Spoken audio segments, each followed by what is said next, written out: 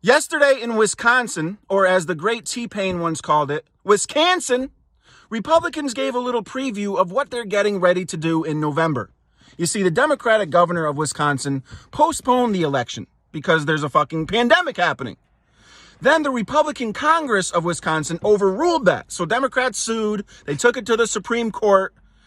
And the Supreme Court, with a ruling of 5-4, with all Republicans in favor, forced the election to happen on its original date. They also tossed tens of thousands of ballots because originally the mail-in ballots were going to be accepted till April 13th, but the court said no, they have to get in by April 7th. Unfortunately, a lot of people didn't even get their mail-in ballots until April 7th, so there was no way for them to send it in.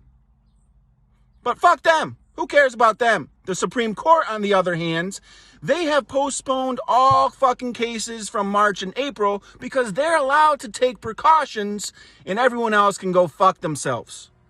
And this is on top of the fact that 175 polling places closed in Milwaukee alone. That left 5 polling places for a city of 180,000 people. And of course, that mostly affected poor and black people, so it's no surprise the court made that decision. The coronavirus is, turns out, also affecting mostly poor and black people, so it's really no surprise that the government is not going to fund those mobile community test centers anymore after Friday, and they're about to force people to go back to work. Because if it's just poor and black people dying, who cares?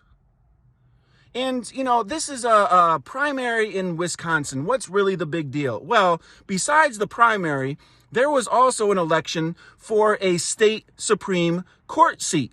And we all know that Republicans are willing to do fucking anything to get judges. And we see that now, we see that before, and we will see that again.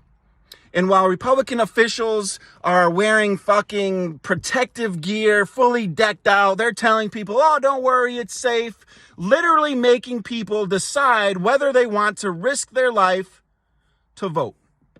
And Donald Trump is already signaling that, oh, mail-in ballots, they're fraudulent. Except when he does it, of course. So we really have to understand what the fuck is happening right here. And while I'm not a fan of Joe Biden, and I think there were fucking about 16 other better candidates, shout out Bernie Sanders, all I really give a fuck about at this point is making sure Trump and fucking Jared Kushner and all the fucking rest of them never have an ounce of power again.